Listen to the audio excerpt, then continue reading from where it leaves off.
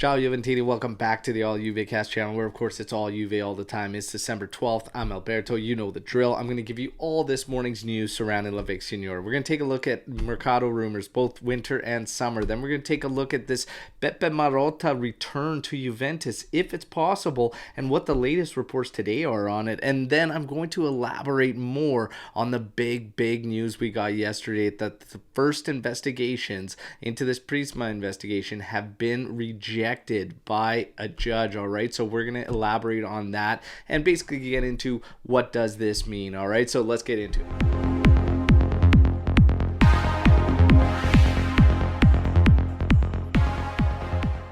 Alright, Juventini, friendly reminder, like the video and of course subscribe to the channel. Alright, now let's get to the news. Alright, Mason Mount has made his way into Juventus rumors. Apparently, if Juve can swing a move to see both McKennie and Rabiot out, Mason Mount is a potential target for them of a player to bring in.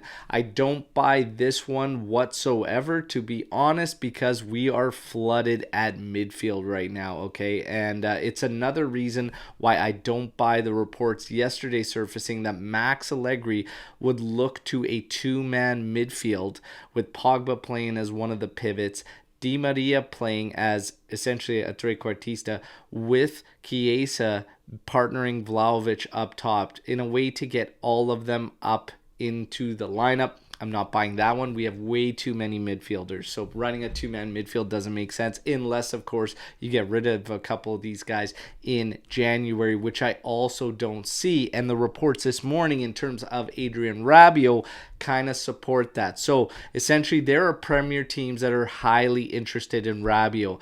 Expect some to come after him in January. Max Allegri wants a right wing back in for the second half of the season. Now, if they're looking to bring somebody in, they're going to have to come up with the funds. So moving one of Rabiot or McKennie is essential. Rabiot might be easier to move at the moment given his form and his run with France.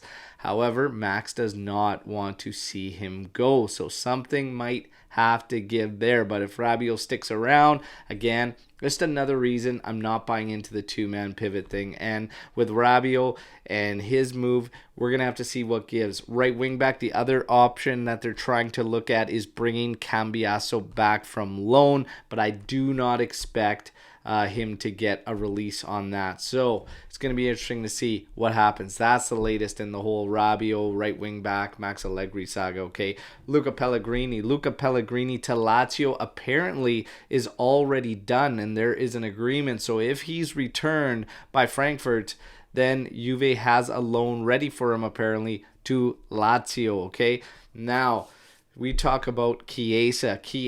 The latest report surfacing out of the training camp is that he is absolutely flying, all right? That he looks incredible and he is rolling. He should be all systems go, and look for him to get some minutes this weekend in the friendly against Arsenal, all right? So that's the latest big positive news on Chiesa, and I just happen to be sporting his hoodie. You can grab these bad boys on our merch store. Now, Beppe Marotta, the return to Juventus. Beppe Marotta apparently has been in contact with Juventus a lot. The reports say there are almost daily interactions between Beppe Marotta and Juventus. So this is going to be an interesting one to watch and see. Maybe, just maybe, Beppe Marotta returns. Last, certainly not least, the big news yesterday that the first investigations in the Prisma investigation were rejected by a judge. So what does this mean for Juventus? Are we free and clear? Is everything done? No, not everything is done, because I gave you the list of charges that Juventus was facing was far beyond that. However, the basis of this entire investigation and a lot of the other ones surface from the plusvalenza and salary maneuvers. So if that's deemed out and rejected by a judge, that really does help the rest of the case for Juventus. Okay, so we're not out of the woods yet, but a major first step in righting the ship for Juve. Okay, so this is a big positive. What we have to do is continue to wait.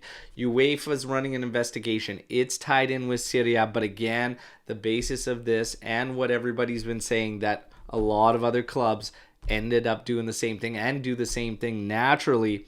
This bodes well for Juventus. I'm not sure the league's going to want to push very, very hard.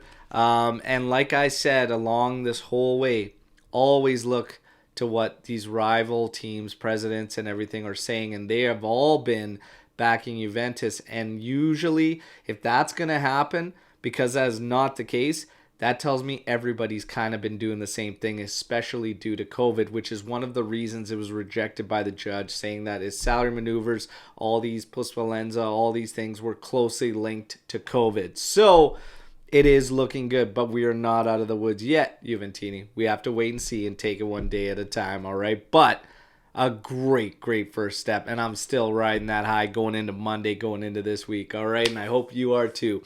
That's your news break to today. Drop a like, subscribe to the channel. More importantly, drop your comments, questions, thoughts, opinions on everything you just heard in the comment section of this video, and let's mix it up, all right? Enjoy your week, Juventini, and do not forget about the AJC Ride or Die Challenge. I've still got 2 teams left. Are you rolling with the gaffer? Because we got Argentina and Morocco in semifinals. Let's see this week who can make that final and if we still got a shot, all right? Forza Juve, Fino alla fine. Ciao tutti.